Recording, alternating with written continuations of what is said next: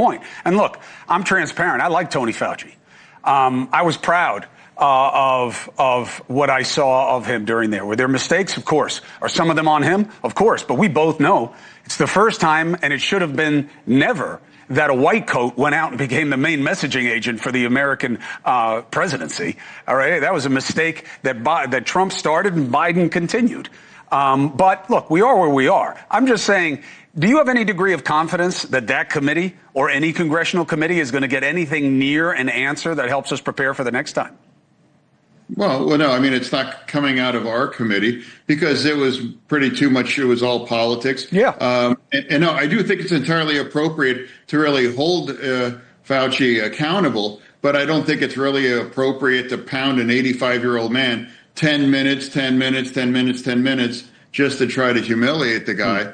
You know, I didn't really appreciate, he does seem like he was a little fixated on his own fame. That wasn't like his best look, but overall at some point, hey, it was excessive, you know, and it's like, is it really necessary to force the dude to say, you know, fifth, you know, 111 times? Those aren't great optics, but hold them accountable. Absolutely. And point out some of these things, but overall, if you're about accountability, I don't know how it begins and ends with Tony Fauci. It makes no sense to me. And look, is he guilty of hubris? Who isn't? Especially in that room, Senator.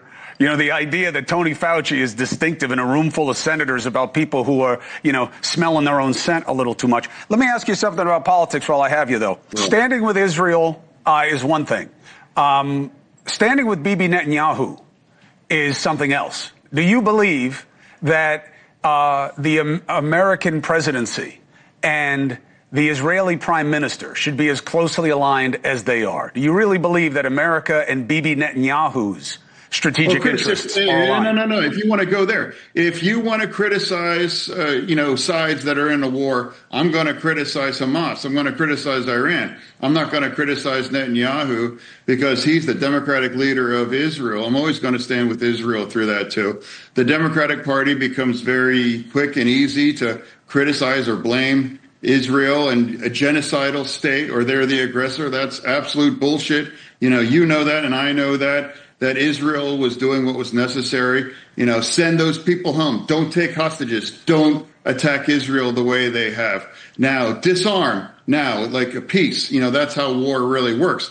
You know, the one side has to surrender, you know, and now Israel's not allowed to prosecute that to the end right now. So Iran is the bad guy. Hamas is the bad guy. America, we're on the good side. And, of course, Israel is too. Right. My question is more about the specific politics of what got us into Iran and who convinced the president that this was a good idea. And it's way too simplistic to say, well, the regime can never have a nuke. We haven't done anything since this war started that makes it any less likely that they get a nuke. And all we know for sure is they hate us more than ever. And every time we hear we've reduced their capabilities, John, they reach out and touch us in the region, just like today.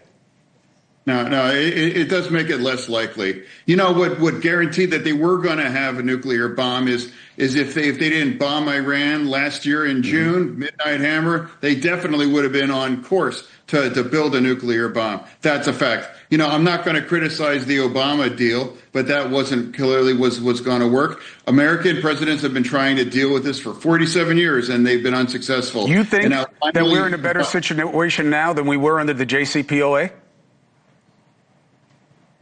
Oh, absolutely. 100%. We've wasted most of their military. We've killed their leadership, and we blew up a lot of their nuclear facilities. They're in a much better space for sure. Really? Absolutely. Because now they hate us and will do anything to show it, right? They have new leadership. Now they hate us? They've always hated us. But you've definitely boldened them up, right? That's why they're starting to extend the hostilities, right? That's why they're getting their proxies involved in ways that they weren't before this. All I'm saying is it's easy to say the regime sucks. That's not true. That's not Nobody's true going to disagree. It's not. Hamas has not been activated. Their leadership getting picked off by the Israel. I fully support that. Hezbollah actually effectively was begging for another ceasefire. And Houthis, they're just a bunch of crappy pirates, they can fire off a rocket every now and then. What's truth is true. Iran has been significantly diminished, and that's a much better thing. And now I think it's appropriate what's done in overall. And, like, you can agree or disagree, but overall, Iran has been the reason why that brought us to this point. It's not because America did something wrong. It's like America, I think, was forced to deal with this regime. Something unexpected happened when John Fetterman sat down with Chris Cuomo. What looked like a routine political interview quickly turned into something much bigger, a revealing clash over truth, accountability, and the future direction of the Democratic Party. And by the end of the conversation, many viewers were left asking a simple question. Has John Fetterman become the Democrat establishment's biggest problem? Over the past few years, Fetterman has carved out a unique position in American politics. While most politicians carefully stay within party lines, Fetterman has repeatedly shown a willingness to challenge the prevailing narrative, even when it puts him at odds with influential voices inside his own party. That's exactly what made this interview so compelling. As the discussion moved from domestic politics to foreign policy, public trust, and the legacy of the pandemic years, a clear divide began to emerge between the two men. On one side was Chris Cuomo, representing a more traditional media perspective, one that emphasizes institutional trust and continuity.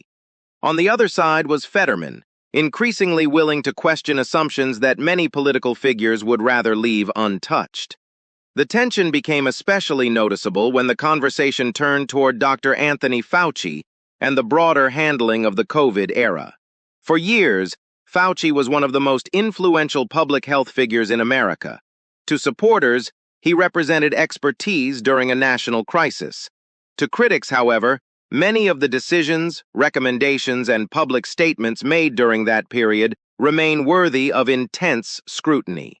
Years later, those debates haven't disappeared. If anything, they've become even more controversial. And that's where Fetterman's approach stood out.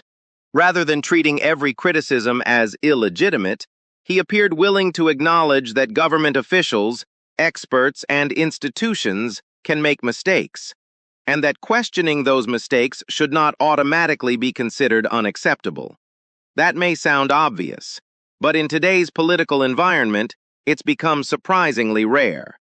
The disagreement wasn't really about one person. It wasn't even about Fauci. It was about a much larger question.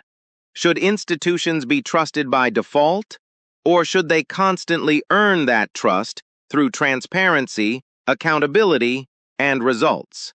That question sits at the center of nearly every major political debate happening in America today. The conversation became even more interesting when it touched on Israel and the growing divisions inside the Democratic Party. Few Democrats have been as outspoken in support of Israel as Fetterman. That position has earned him praise from some voters and sharp criticism from others. But regardless of where someone stands on the issue, it highlights a broader reality. Fetterman has become increasingly comfortable taking positions that don't fit neatly into the expectations of modern partisan politics. And that may be exactly why he continues to attract so much attention. He's not a traditional progressive. He's not a conventional establishment Democrat. He's something increasingly rare in modern politics. A politician who seems willing to frustrate both sides. That unpredictability makes him difficult to categorize, and it also makes him difficult to control.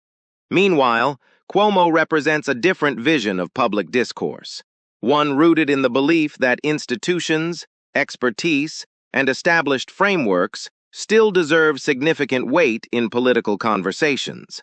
Neither perspective is likely to disappear anytime soon. But when those two worldviews collide, moments like this interview become impossible to ignore. Because beneath the headlines and political soundbites lies a deeper struggle over who Americans trust, where they get their information, and what kind of leadership they want moving forward. That's why this interview resonated with so many people. It wasn't merely a debate. It was a snapshot of a political realignment that may already be underway. As public confidence in media, government agencies, and major institutions continues to face challenges, figures who are willing to question conventional wisdom, whether from the left or the right, could become increasingly influential. Which brings us back to the biggest question of all. Is John Fetterman simply an exception? Or is he the early sign of a major shift taking place inside the Democratic Party? The answer could shape American politics for years to come. What do you think?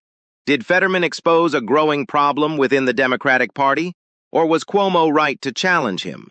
Share your thoughts in the comments below.